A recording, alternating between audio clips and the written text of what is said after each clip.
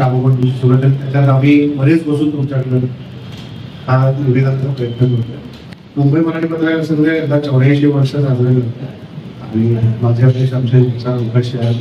त्यांचा रेल्वे प्रतिष्ठान आहे. सावरकर दादांना पालमुंबई विद्यामंदिर आहे. त्याची तिकडे शिकला त्या पालक उत्कर्ष समितीचे अध्यक्ष आहेत.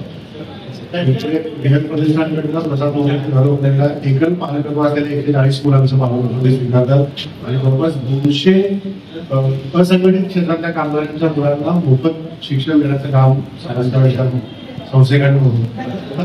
याच्याबरोबर आणखी 3 संस्था आमच्याबरोबर आहेत. GSB टेम्पल ट्रस्ट आहे, संत गाडगेबाबा धर्मशाळा पर्यंतची आणि निर्मल फाउंडेशन. या 6 एकूण संस्था एकत्र येऊन आम्ही विचार केला की सोलापूरच्या पट्ट्याची बाधित गावं झालेली आहेत त्या गावांना आपण त्याची मदत करू आणि त्याच्यातून पण निधी उभारून प्रत्येक गोष्टीची मदत खूप मोठ्या प्रमाणात निधी पोहोचली आहे.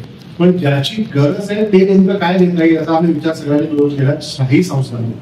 आणि त्याच्यानंतर मुंबईत आम्ही दिवाळी झाल्यावर 31 ऑक्टोबरला मंगेश बोरगावकरच्या गायनाचा कार्यक्रम घेतला आणि त्या गायनाच्या कार्यक्रमाचा जो निधी उभा आहे आणि याच्याशिवाय मुंबई मराठी पत्रकार संघ दरवर्षी दर्पण नावाचा दिवाळी अंक प्रकाशित करतात.